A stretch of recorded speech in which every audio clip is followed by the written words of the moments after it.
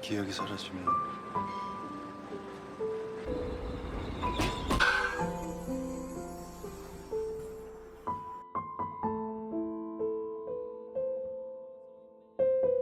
하고 싶은데 기억이 남아있는 이 짧은 시간 동안 어떻게 내 마음을 전할 수 있을까? Intro dulu, gengs.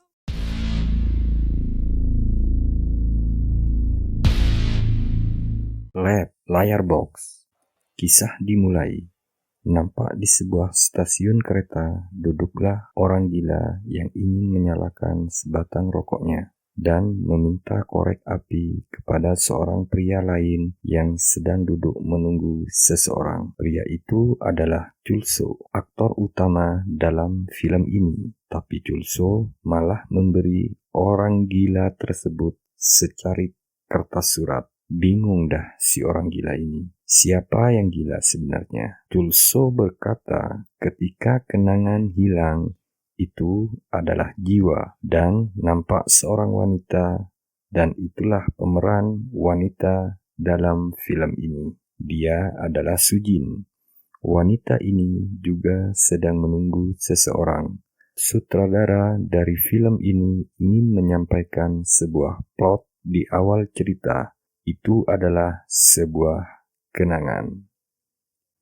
Sujin sedang menunggu seseorang, tetapi yang ditunggu tidak pernah datang. Akhirnya, dengan sedih dan kecewa, dia beranjak pergi. Beberapa saat setelah itu, di sebuah minimarket, Sujin membeli sebuah minuman soda. Tetapi Sujin lupa membawa minumannya. Setelah beberapa langkah jauhnya, dia teringat bahwa minuman soda dan dompetnya telah tertinggal di minimarket tersebut. Lalu Sujin bergegas kembali. Tetapi ketika akan memasuki minimarket itu, dia terhalang masuk karena di situ ada seorang pria yang menghalanginya tepat di pintu masuk minimarket. Pria tersebut terlihat membawa minuman soda seperti yang Sujin beli tadi.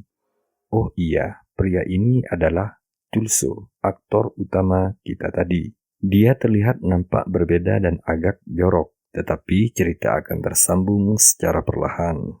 Kembali ke alur cerita. Sujin melihat minuman dan dompetnya tidak terlihat di meja kasir. Jadi dia menyangka pria ini yang telah mengambilnya. Spontan dia merampas minuman pria ini dan meneguknya. Pria itu pun diam dan hanya melongo karena kaget. Lalu tanpa rasa bersalah, Sujin pun pergi. Tepat ketika Sujin sedang berada di atas bus dan akan membayar tiketnya, Sujin tiba-tiba teringat bahwa dompetnya masih tertinggal di minimarket tadi. Aduh, kayaknya Sujin ini sering lupa ya, gengs. Dia pun bergegas kembali lagi ke tempat minimarket tersebut. Akhirnya kasir minimarket tersebut menyerahkan dompet dan minuman yang tertinggal tadi. Dan alangkah kagetnya, Sujin baru teringat bahwa dia telah mengambil paksa minuman soda dari pria jorok tadi. Betapa malunya dan bersalahnya Sujin. Lalu dia bergegas mencari pria itu. Tetapi tentunya pria tersebut telah pergi entah kemana. Memang Sujin ini pelupanya parah ya, gengs. Akhirnya Sujin telah sampai di rumahnya. Ibunya menyambutnya dengan rasa khawatir, sementara adiknya memarahi Sujin. Sebenarnya cerita di balik ini, Sujin ini berencana pergi dan kabur dengan seorang pria yang telah beristri. Tetapi pria itu tidak pernah datang dan mengingkari janjinya. Jadi ayah, ibu, dan adik perempuan Sujin merasa dilema. Keluarga Sujin merasa malu tetapi juga kasihan terhadap Sujin. Scene berganti di tempat kantor Sujin bekerja. Sujin bekerja di sebuah perusahaan desain grafis, baju, dan iklan. Dan berita tentang skandal Sujin dan teman prianya telah tersebar dan menjadi pergunjingan teman-teman kantornya. Jadi kabar burung yang beredar mengatakan bahwa Sujin adalah seorang pelakor. Tetapi Sujin mengabaikannya. Mereka hanya menilai buku dari sampulnya saja. Sudahlah, abaikan saja, pikir Sujin. Sujin mencoba melupakan kenangan buruk ini, meskipun dia merasa sakit hati dan malu. Tetapi dia yakin dengan berjalannya waktu, semua akan kembali normal dan baik-baik saja. Musim pun berganti. Hubungan antara Sujin dan ayahnya yang sebelumnya sempat renggang karena aib itu pada akhirnya semakin membaik. Ayahnya berkata, lebih cepat melupakan adalah anugerah. Lupakan kesalahan masa lalumu, mulailah lembaran baru, kata ayahnya memberi motivasi. Ayah Sujin adalah seorang pimpinan di perusahaan konstruksi bangunan. Jadi saat akan berangkat bekerja, terkadang Sujin berangkat satu mobil dengan ayahnya. Ketika itu, saat sudah tiba di lokasi, Sujin menunggu di mobil saat ayahnya akan mengecek para pekerjanya. Terlihat area proyek bangunan penuh dengan debu dan suara mesin terdengar di mana-mana. Ketika ayah Sujin mengecek bangunan dan para pekerjanya, tampak terlihat pria jorok itu yang tidak lain adalah Chulso. Dia ternyata adalah pekerja bangunan di tempat proyek ayah Sujin. Jodoh emang gak kemana ya, gengs. Nampak Chulso berdebat dengan pengawas bangunan tentang masalah teknis dan keselamatan para pekerja lainnya. Ayah Sujin menengahi perdebatan sengit mereka. Dan dapat diambil kesimpulan bahwa Chulso adalah sesosok yang idealis, kasar, keras kepala, cuek, dan apa adanya. Akhirnya, Chulso pun beranjak untuk istirahat sambil menyalakan sebatang rokok. Dia lewat di depan mobil di mana di dalam mobil itu ada Sujin. Sujin pun teringat pada kejadian di minimarket saat dia mengambil minuman soda pria ini. Oh, ternyata dia pekerja bangunan di sini. Dia pun melihat Chulso dengan seksama. Scene berganti. Tampak Sujin di kantornya bersama manajernya, di mana saat itu sang manajer mengalami masalah. Tampak ruangan itu berantakan. Dia bisa-bisa dipecat bila tidak segera menyelesaikan pekerjaannya itu. Sujin berpikir untuk meminta bantuan ayahnya agar menyuruh beberapa pekerjanya menyelesaikan masalah ini. Beberapa saat setelah itu, ternyata yang dikirim oleh ayahnya adalah Chulso, pria yang jorok itu, yang keras kepala dan kasar ini. Memori mereka pun diputar ulang tentang kejadian di minimarket itu. Sujin merasa canggung dan malu. Chulso bersikap seperti biasanya, dingin, cuek, dan apa adanya. Pada saat itu, tanpa basa-basi, Chulso pun langsung bergegas untuk menyelesaikan pekerjaannya. Di sela-sela saat istirahat, tepat di mesin minuman otomatis, Sujin memasukkan koinnya untuk membeli minuman soda. Tetapi tiba-tiba Chulso datang dan mengambil minuman itu secara spontan, lalu meneguknya tanpa rasa berdosa. Seolah-olah dia ingin berkata, "Aku membalasmu dan kita sudah impas." Sujin pun bengong dan tak berkata apa-apa. Pada saat jam pulang kerja, tampak Sujin berjalan kaki, lalu tiba-tiba Chulso menyapanya dengan spontan. Dan berlalu begitu saja. Sujin menjawab canggung dan merasa kaget. Di saat Sujin menunggu bis, tiba-tiba datang penjamret dari arah belakang dan merampas tasnya. Tidak jauh dari situ, Chulso melihat di kaca spionnya sambil menyalakan sebatang rokoknya. Dan dia dengan sengaja membuka pintu mobilnya untuk menghalangi arah motor penjamret tersebut. Motor penjamret menabrak pintu mobil itu dan bang! Penjamret itu pun terkapar menabrak pintu mobil Jeep Chulso. Pintu mobil Jeepnya lepas, kaca depannya hancur. Isi tas Sujin berantakan. Banyak terlihat pensil-pensil berserakan sampai-sampai Chulso berkata dan menggodanya, "Apakah kamu menjual pensil-pensil ini di kantormu?" Sujin dengan canggung berkata bahwa dia sering kehilangan pensil, katanya. Lalu Chulso memperbaiki tas Sujin yang putus talinya. Setelah itu, dia menyuruh Sujin naik ke dalam mobilnya untuk mengantarnya pulang. Dan dengan canggung, Sujin duduk di mobil yang berantakan itu. Kaca depannya hancur. Jadi ketika mobil melaju kencang, hembusan angin sangat terasa. Chulso memakai kacamata aviator seperti seorang pilot pesawat. Lucu banget kelihatannya. Sujin tersenyum melihatnya. Sujin sendiri memakai helm yang biasa dipakai oleh welder las. Mereka terlihat lucu namun romantis. Nampaknya perasaan mulai tumbuh dalam hati mereka berdua. Mobil melaju seolah-olah menembus kegelapan malam. Keesokan harinya, tampak Sujin berdandan agar kelihatan lebih cantik dan menarik. Tidak biasanya dia seperti itu. Dia membawa beberapa makanan dan snack untuk Chulso. Tetapi Chulso sudah tidak ada di tempat bekerja. Dia telah menyelesaikannya dan kembali ke pekerjaannya yang semula. Scene berganti. Chulso sudah bekerja kembali di perusahaan konstruksi ayah Sujin. Terlihat dia sedang sibuk bekerja, dan Sujin berniat menyusulnya ke tempat itu. Dia sangat canggung dan malu-malu. Tanpa bertemu dengan Chulso, Sujin akhirnya pergi tanpa kata. Pada malam berikutnya, Sujin tidak patah semangat dan memberanikan diri dengan mengajak teman-temannya untuk berkunjung ke tempat Chulso. Singkat cerita, mereka berdua bertemu.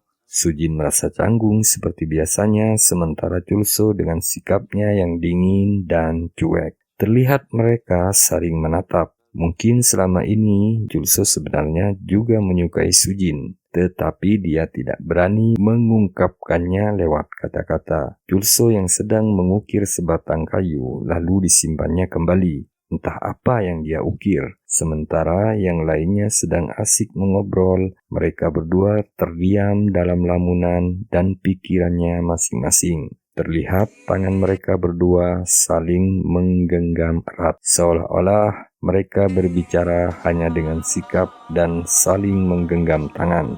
Sementara tubuh mereka terdiam, jiwa mereka berpelukan mesra. Duh, romantis banget ya, gengs. Dan sepertinya mereka pun resmi berpacaran. Lalu Chulso mencium bibir Sujin, jiwa mereka terasa terbang. Keesokan harinya, agar terlihat lebih rapi, Chulso mencukur kumis dan jambangnya. Setelah itu dia memakai cairan pencukur. Mereka menghabiskan waktu bersama sambil bermain baseball. Chulso terlihat sangat mahir dan dia mengajari Sujin untuk memukul bola. Mereka terlihat bahagia, momen yang indah untuk dikenang. Scene berganti. Di kediaman rumah Chulso, ketika Sujin dan Chulso bertatapan begitu dekatnya, wajah mereka begitu dekat. Sujin sedikit menghirup aroma yang familiar, maskulin, asing, dan macho. Sujin merenung, dan itu ternyata cairan pencukur yang dipakai oleh Chulso. Aromanya mengingatkannya kenangannya tentang kakek, paman, dan ayahnya, karena mereka juga sering memakainya juga. Lalu, dia juga bertanya kepada kehidupan pribadi Chulso, tetapi Chulso selalu menghindar dan menutupinya. Chulso mengalihkan perhatian Sujin dengan mengajaknya bermain kartu, menebak kartu as, dan yang kalah harus memberi ciuman. Untung terus tuh Chulso ya gengs, kalah menang, dia panen. Dan ternyata ukiran kayu yang selama ini Chulso ukir, itu berbentuk wajah dari Sujin sendiri. Jadi sebenarnya geng, Chulso sudah ada hati dan sangat menyukai Sujin selama ini. Tetapi dia tidak mau mengakuinya. Mungkin dalam pikiran Chulso, ini hanya cinta sesaat. Sujin terasa sangat jauh bagi Chulso. Dia merasa tidak pantas buat Sujin dan dia tahu diri.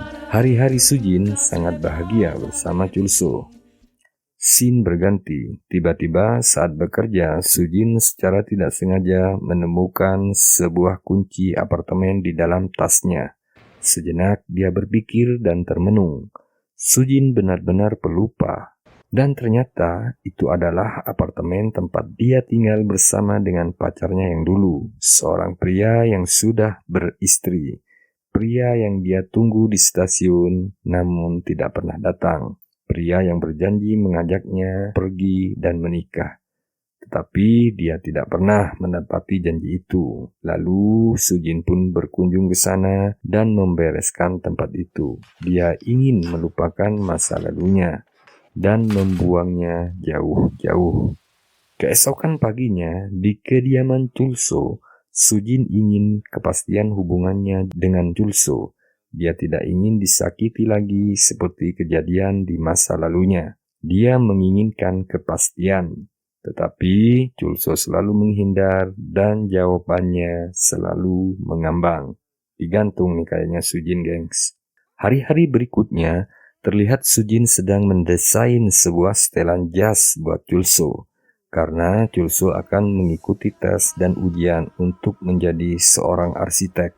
Saat tes sedang berlangsung, Sujin dengan setia menunggu sampai tes itu selesai. Kelihatannya tesnya berjalan dengan sukses. Mereka pun terlihat senang dan bahagia. Scene berganti. Di rumah Sujin, ayahnya memperhatikan perubahan pada putrinya yang tampak bahagia. Sepertinya dia sudah mempunyai seseorang yang dekat dengannya. Ayahnya bertanya, "Siapa lelaki itu? Apa pekerjaannya?" Dan dengan canggung dan gugup, Sujin menjawab, ia adalah seorang arsitek. Dalam pikirannya, Chulso sudah lulus menjadi arsitek, dan ayah Sujin ingin bertemu dengan lelaki yang menjadi pacar anaknya. Karena bagaimanapun dia tidak ingin putrinya disakiti lagi. Itu adalah naluri seorang ayah terhadap putrinya. Dan dengan gugup Sujin menyetujui permintaan ayahnya. Tetapi Sujin tidak berkata jujur bahwa sebenarnya pria itu adalah Chulso, anak buah ayahnya sendiri. Scene berganti. Ketika Sujin dan Chulso bermain softball, Sujin merayu dan merengek meminta Chulso agar menemui ayahnya dan keluarganya. Tetapi Chulso tidak mau, dia memang keras kepala, gengs. Lalu Sujin berkata, "Kamu harus menemui ayahku dan keluargaku jika kamu ingin menikah denganku." Langsung to the point ternyata si Sujin ya, gengs. Tapi Chulso tetap menolak. Dia berkata, "Kamu adalah seorang putri, sedangkan aku hanya gelandangan yang tidak jelas." "Apa kata dunia?" kata Chulso. Setiap hari mereka membahas masalah itu. Sujin selalu dengan manja dan merengek merayu Chulso agar mau untuk bertemu dengan ayahnya. Sujin berkata, "Bisakah kau hidup tanpa aku?" Lalu Chulso menjawab, "Jika kita hidup bersama, apakah kita juga mati bersama? Kau lahir dan mati sendirian, itulah hidup," kata Chulso pragmatis. Chulso selalu menghindar, tapi Sujin tidak patah semangat. Dia tetap berusaha untuk meyakinkan Chulso agar mau bertemu dengan ayahnya. Lalu Sujin meminta Chulso menikahinya. Sujin tahu bahwa Chulso juga sangat mencintainya. Akhirnya Chulso berkata, "Bukannya aku tidak mau menikah dan membuat komitmen bersama. Aku hanya takut tidak bisa membuatmu bahagia. Karena kehidupan ini sangatlah kejam." Scene berganti. Ketika Sujin mengajak makan malam berdua, Sujin memang tidak memberitahu Chulso bahwa dia juga mengundang ayah, ibu, dan adiknya. Karena kalau dia memberitahu, Chulso tidak akan mau. Tiba-tiba, ayah, ibu, dan adik Sujin datang. Suasana menjadi tegang dan canggung. Chulso beranjak mau pergi meninggalkan tempat itu. Tetapi segera Sujin menggenggam tangannya agar dia tetap di situ. Suasana menjadi hening, tak satu pun yang berbicara. Akhirnya Sujin izin ke toilet untuk mencairkan suasana. Sujin membayangkan bagaimana ayahnya akan memojokkan Chulso dengan kata-katanya yang kejam tentang kehidupan, keluarganya, rumahnya, dan lain-lain sebagainya. Sedangkan Chulso sudah tahu diri bahwa dia memang tidak pantas buat Sujin. Oh, betapa kejamnya hidup ya, gengs. Seperti kata-kata Chulso pada Sujin atas niatnya. Sujin semakin tertekan memikirkan perlakuan ayahnya terhadap Chulso. Ketika melangkah, pandangannya berkunang-kunang, seolah-olah jiwanya akan terangkat. Sujin melangkah dengan gontai dan berat. Dia melangkah keluar dan di saat itu hujan turun. Akhirnya dia pingsan. 수진아! Kasian ya, gengs. Kayaknya Sujin ini tidak boleh kena tekanan terus ya, gengs. Lalu Chulso dengan panik menggendong Sujin. Ayah Sujin melihat adegan itu. Begitu Chulso sangat perhatian terhadap Sujin. Ayahnya melihat mereka begitu bahagia, saling mencintai dan menyayangi. Mungkin ayahnya harus berdamai untuk kebahagiaan putrinya. Akhirnya mereka pun menikah. Sujin terlihat anggun dan cantik dengan gaun warna putihnya. Chulso begitu tampan dengan tuxedo warna hitamnya. Mereka terlihat sangat serasi. Mereka berdua tinggal bersama di rumah yang sederhana. Karena Sujin orangnya pelupa, seringkali dia lupa mematikan kompor ketika dia sedang memasak. Tampak Chulso selalu membantunya dan sangat sabar menyayangi Sujin. Mereka terlihat sangat bahagia. Dalam pekerjaannya, Chulso sudah menjadi seorang arsitek dan salah satu investor mempercayakan sebuah proyek yang artistik kepadanya. Karena dedikasi serta nilai seni dari hasil kerja Chulso selama ini, terutama di bidang ukiran kayu atau carpenter. Ketika Sujin bertanya kepadanya, siapa inspirasimu dalam menghasilkan kerja ini? Chulso menjawab, kamu adalah inspirasiku, Sujin. Terlihat betapa Chulso sangat menyayangi dan mencintai Sujin sebagai istrinya. Chulso juga mulai akrab dengan keluarga Sujin, terutama dengan ayah Sujin. Mereka sering terlihat mengobrol bersama, dan pada akhirnya karya desain Chulso memuaskan investornya. Dengan begitu, Chulso mendapatkan kontrak yang dia idam-idamkan. Sujin pun bahagia mendengar kabar itu. Waktu pun berlalu sekitar 3 tahun sejak mereka menikah. Mereka berdua sangat bahagia di kantornya. Akhir-akhir ini, Sujin merasa penyakit lupanya akan kambuh lagi. Bagaimana jika dia lupa jalan pulang? Bagaimana jika dia lupa siapa dia sebenarnya? Pikiran seperti itu sering menghantuinya. Dia bercerita kepada teman-teman kantornya, akhir-akhir ini dia merasa sulit menemukan jalan pulang ke rumahnya. Apa dia mulai pikun ya, gengs? Padahal Sujin masih muda. Sesekali dia tidak begitu yakin saat berjalan pulang. Apa benar ini rumahnya? Dia terlalu takut untuk kehilangan memori dan kebahagiaan ini. Akhirnya dia datang untuk konsultasi ke dokter psikiater. Scene berganti. Tampak Chulso di kantor barunya bersama teman-teman seperjuangannya. Lalu tiba-tiba seorang wanita setengah baya datang. Dan ternyata wanita itu adalah ibu Chulso. Mereka terlihat tidak akur. 정말 왜 그러니? 더럽고 치사하게. Ibu Chulso datang untuk meminta beberapa uang membayar hutang-hutangnya. Ternyata ibunya terjerat hutang piutang, gengs. Tapi karena hubungan dia dan ibunya sudah lama renggang, Chulso tidak mau membantunya. Mungkin dia sudah terlalu sakit hati. Ibunya pun marah mendengar bahwa Chulso tidak mau untuk membantunya. Dia pergi dengan sakit hati. 이 나쁜 놈아. 너 그리고 뼈도 갖다 와. Scene berganti, tampak Chulso dan Sujin di sebuah tanah yang kosong. Mereka berdua menabung untuk membuat rumah impian mereka di tempat ini. Dia ingin mewujudkan rumah impiannya bekerja dengan sangat-sangat keras. Chulso mengajak Sujin untuk menemui kakeknya. Mungkin dia satu-satunya keluarga yang masih peduli pada Chulso. Mereka bertiga makan bersama. Tepat ketika Chulso mengambil air untuk minum, si kakek bercerita tentang ibu kandung Chulso kepada Sujin, tentang hubungan mereka yang tidak pernah akur. Sujin merasa kaget. Kenapa Chulso tidak pernah bercerita tentang ibunya? Mungkin ada kesalahpahaman antara mereka Kakek Chulso berkata, sudah saatnya suamimu memaafkan segala kesalahan ibunya. Terlihat di rumah mereka berdua, Sujin bertanya tentang ibu mertuanya kepada Chulso. Mengapa mereka berdua tidak akur? Chulso tidak mau mengakui ibunya, tetapi Sujin tetap berusaha meyakinkan apapun itu dia adalah ibumu. Sampai-sampai Chulso lepas kendali. Mereka bertengkar dengan hebat. Dia tetap meminta Chulso untuk memaafkan ibunya. Tetapi Chulso sudah terlanjur sakit hati. Chulso berkata kepada Sujin dengan marah, "Tahu apa kau tentang wanita itu? Kau tahu kenapa aku tidak pernah menangis selama ini? Air mataku sudah habis ketika wanita itu membuang aku.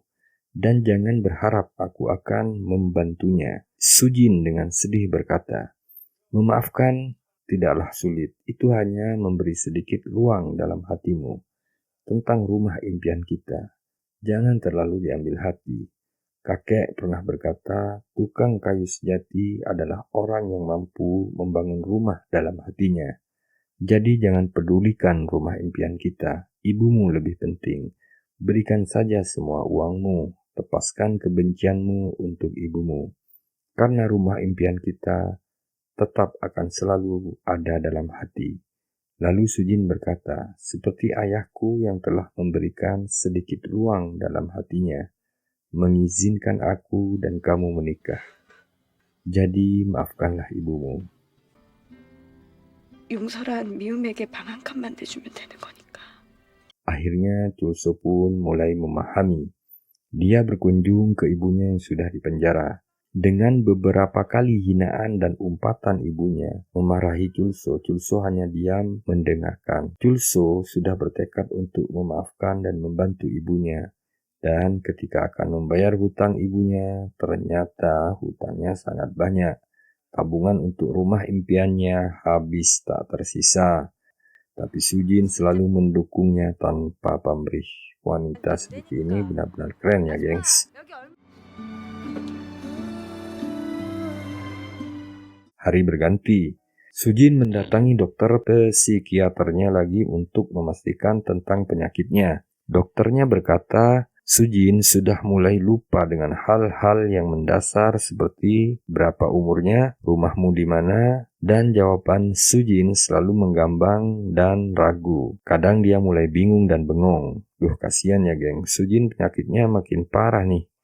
Scene berganti, manajer Sujin mengabarkan bahwa mantan pacarnya dulu yang bernama Yong Ming, pria yang Sujin tunggu di stasiun saat itu dan tidak pernah datang. Yong Ming sekarang kembali bekerja di kantor mereka, serasa membuka luka lama yang telah sembuh. Tetapi Sujin berusaha bersikap normal. Dia telah melupakannya dan ingin menguburnya dalam-dalam. Di rumah, Chulso melihat Sujin sering terlihat bingung seperti orang pikun.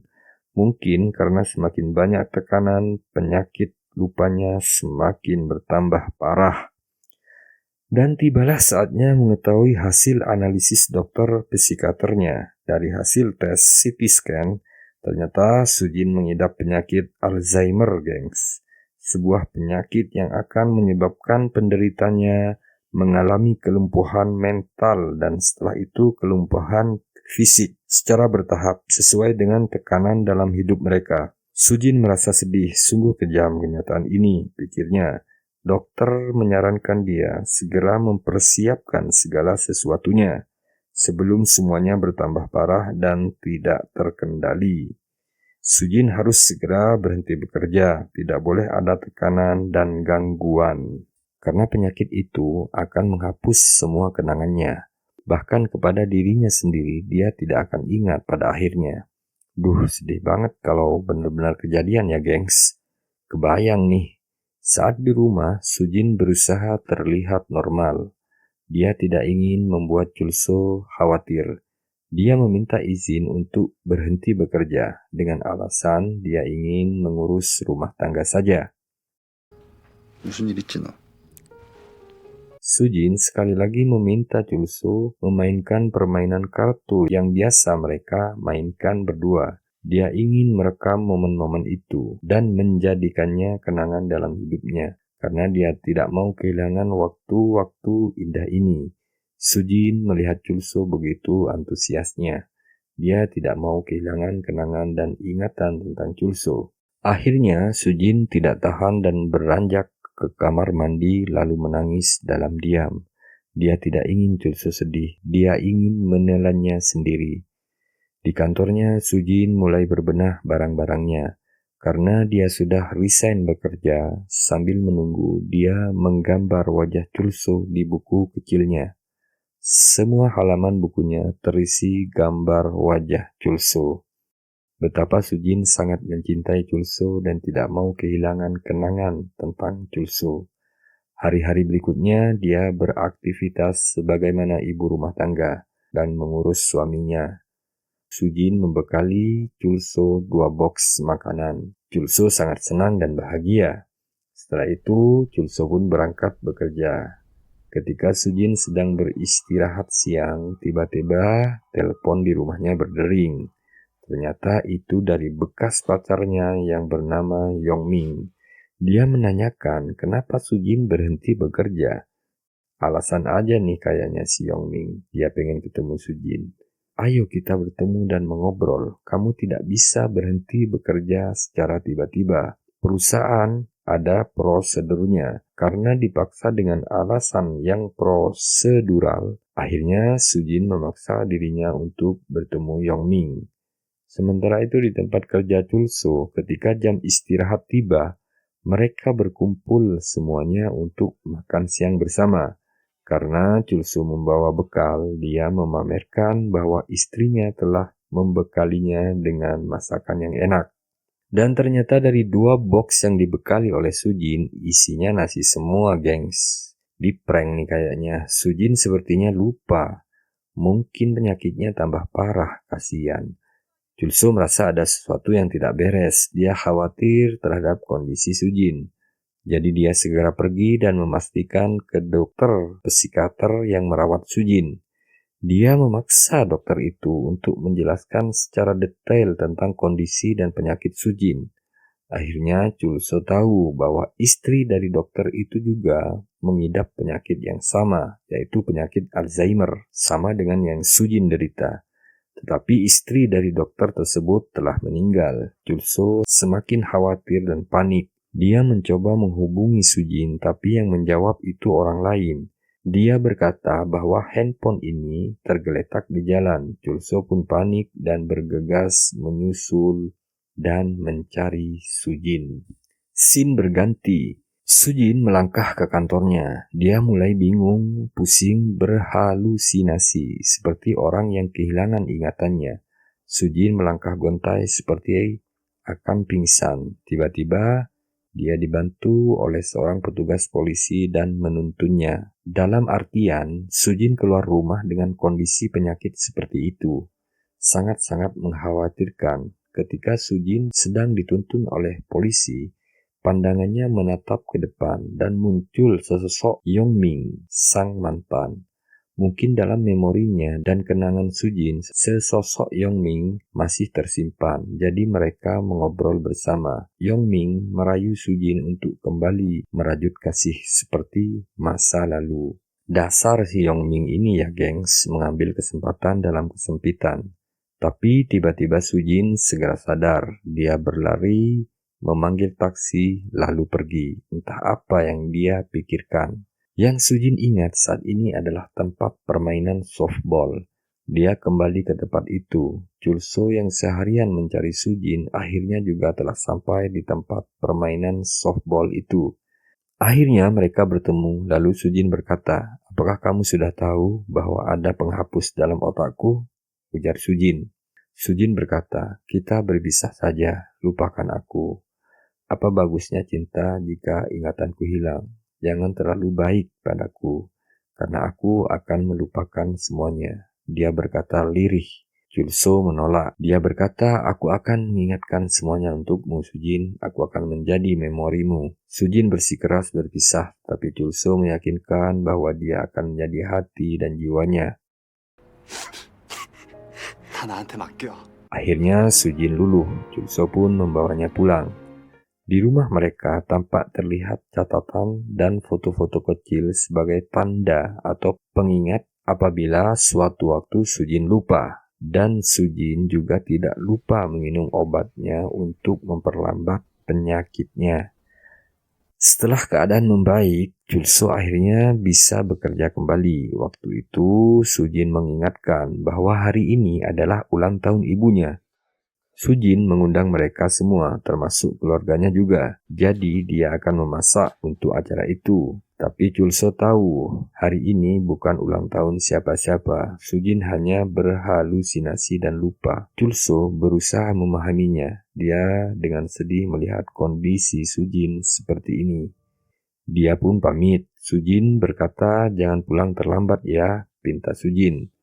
Beberapa saat kemudian, tampak Sujin sedang memasak.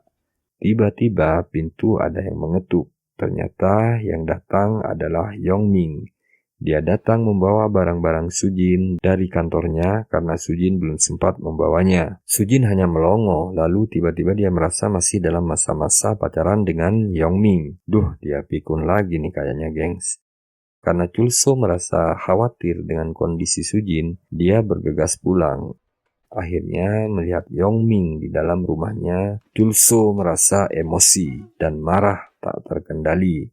Sementara Sujin dengan bingung dengan apa dan siapa orang-orang ini, Chulso memukul Yongming sampai babak belur. Sujin yang sedang memegang pisau dapur dan mencoba melerai, tetapi secara tidak sengaja mengenai lengan Chulso. Karena tidak ingin membuat keributan di dalam rumah, Chulso menyeret Yongming keluar dari rumahnya dan menghajarnya kembali di luar rumah. Sujin yang muncul di belakang melihat kejadian itu dan pada akhirnya dia pingsan. Di saat itu juga, tiba-tiba keluarganya yang telah diundang semuanya datang. Mereka semua kaget dengan kejadian itu. Setelah itu, tampak mereka semua berkumpul di dalam rumah. Ayah Sujin meminta dan berniat akan merawat Sujin. Dia meminta Chulso untuk melanjutkan kehidupannya tanpa Sujin. Masa depanmu masih panjang. Biarkan Sujin, kami akan merawatnya, pinta ayahnya. Tetapi Chulso yang keras kepala menolaknya. Lalu, tiba-tiba Sujin terlihat muncul dari dalam balik kamar dan dengan bengong berkata, "Ada apa dengan semua ini?" Terlihat dia mengompol beser, gengs. Waduh, sudah terlihat parah penyakitnya Sujin ya, gengs. Sudah pikun tingkat tinggi, kasihan. Spontan, Chulso bergegas lalu memeluk Sujin. Dia membawanya kembali ke dalam kamar, lalu membuka kemejanya dan mengelap bekas kencing Sujin. Begitu perhatiannya Chulso terhadap Sujin.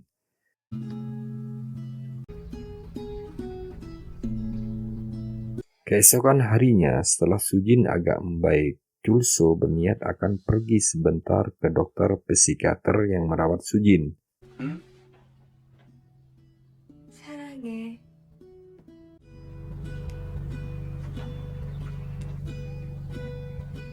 Scene berganti. Chulso mendatangi dokter psikiater itu dan menanyakan bagaimana perkembangan untuk perawatan istrinya, apakah ada harapan atau tidak.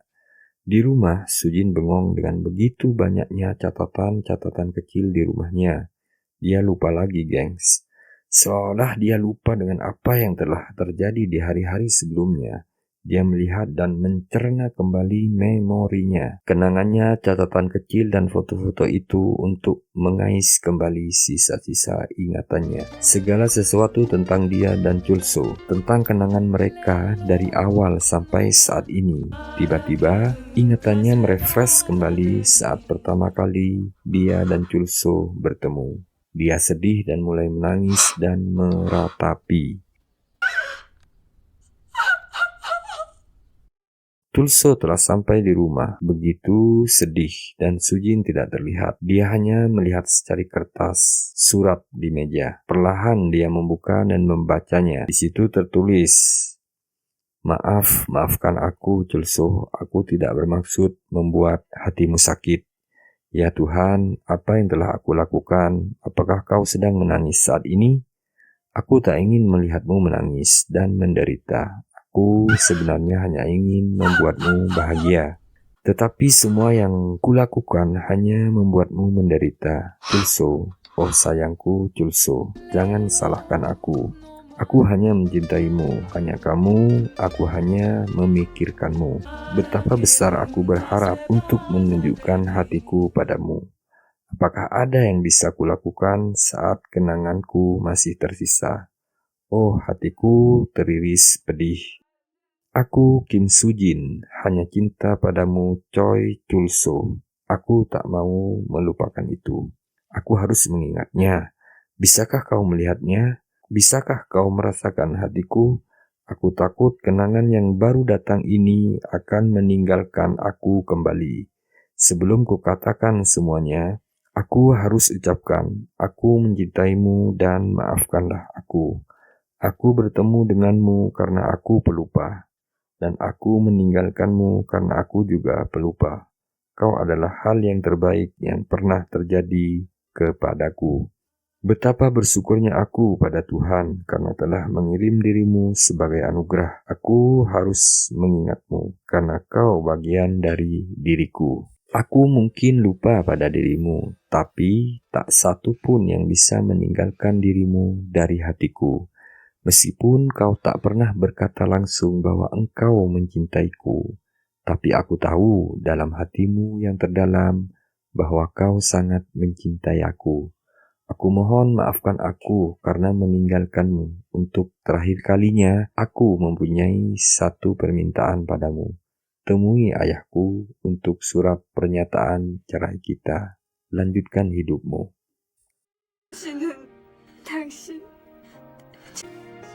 당신은 하늘이 내게 주신 Setelah itu, sesuai dengan permintaan Sujin, Chulso bergegas mengunjungi ayah Sujin.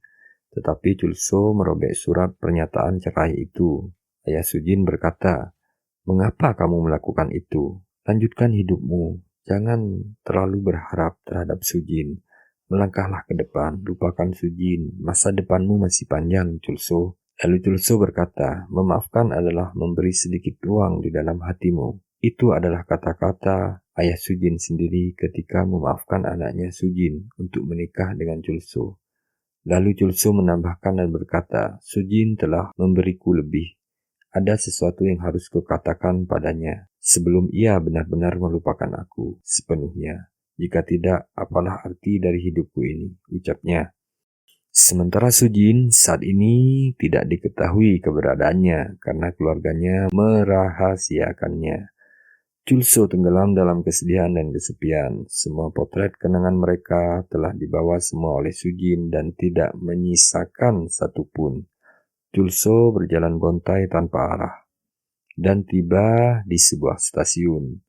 Kembali ke plot awal di mana Chulso berada di sebuah stasiun dan bertemu dengan orang gila ini. Ketika orang gila ini meminta korek api untuk menyalakan rokoknya, orang gila ini berkata, "Cinta itu seperti rokok dan api. Jika rokok tidak ada api, apakah kita bisa menyalakannya? Oleh karena itu, jika tidak ada api, tidak ada gunanya rokok ini. Jadi buang saja," ucapnya sambil tertawa. Chulso hanya memegang ukiran wajah Sujin dan memutar ulang segala kenangannya bersama Sujin. Waktu berlalu. Di rumahnya, Chulso melihat surat yang datang. Tiba-tiba ada sebuah surat dari Sujin, tapi tanpa alamat. Sujin menulis, "Aku ingat kamu, Chulso." Lalu aku bergegas menulisnya, karena aku takut ingatan ini akan menghilang lagi. Atau ini yang terakhir kalinya. Kau tak perlu khawatir dengan diriku. Kau bisa melupakan aku sekarang, jadi kita akan impas. Carilah seseorang yang baik dan berbahagialah. Jangan suka marah-marah, kau jadi tidak keren lagi. Aku tahu kamu suami yang baik, karena aku pernah menjadi istrimu. Jangan mencoba mencariku. Selamat tinggal, Chulso. Tetapi Chulse tidak patah semangat. Dia berusaha mencari alamat itu, menelusurinya sampai akhirnya tampak Chulse di sebuah gedung panti jompo atau tempat merawat orang-orang yang sudah tua dan berkebutuhan khusus. Ternyata Sujin dirawat di tempat ini. Chulse bersiap-siap dan merapikan dirinya. Dia juga tidak lupa memakai cairan pencukur. Dia berharap Sujin mengingat aroma ini. Menurut suster yang merawat Sujin, pernah suatu hari Sujin tidak bisa memakai baju tanpa bantuannya. Begitu parahnya ya gengs. Sudah benar-benar pikun Sujin ini. Chulse berusaha menguatkan mentalnya untuk bertemu dengan Sujin. Apapun itu, dia harus menghadapinya. Suster juga berkata semua foto-fotonya telah dirobek oleh Sujin, kecuali hanya menyisakan satu foto ini saja, dan itu foto mereka berdua. Sedih ya gengs. Saat mereka bertemu, Sujin sedang menggambar wajah Chulse dari gambar yang sempurna, dan pada halaman berikutnya terlihat gambar itu memudar dan tidak jelas, seolah-olah itu adalah gambaran, kenangan, dan memori dalam otaknya yang mulai menghilang dari waktu ke waktu. Chulse sedih melihat Sujin seperti ini. Sementara Sujin tidak ingat apapun, dia hanya melongo, bengong, dan terlihat sopan seperti orang asing yang baru pertama kali bertemu. Chulse berusaha memahaminya. 최철수라고 합니다. Lalu tiba-tiba Sujin menghirup aroma yang sangat familiar. Dia pernah menghirupnya di suatu tempat. Dia mengingat sesuatu. Itu adalah cairan pencukur yang dipakai Chulse.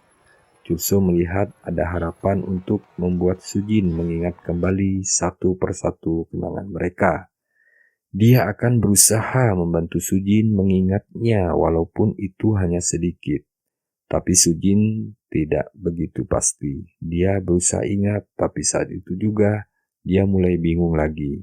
Chulse sedih dan tetap berusaha kuat. Dengan sedikit harapan, dia meminta izin ke pihak panti untuk membawa Sujin ke tempat-tempat kenangan mereka, di mana pertama kali mereka bertemu, yaitu di minimarket. Di saat Sujin mengambil minuman sodanya, siapa tahu Sujin akan kembali mengingatnya, pikir Chulse. Scene berganti, tepat ketika Chulse membawa Sujin ke minimarket. Mereka memperagakan ulang adegan tersebut. Sujin melangkah bingung melihat orang-orang di sekitarnya. Ada ayahnya, ibunya, adiknya, Chulse, dan kakeknya. Lalu tiba-tiba air mata Sujin menggenang, seolah-olah itu kolam yang tenang. Dia melihat Chulse dan orang-orang di sekitarnya. Pikirannya pun berputar dan mengorek kembali sisa-sisa kenangannya.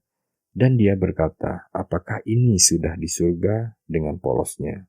Chulse menjawab dengan sabar, iya, kita sedang berada di surga.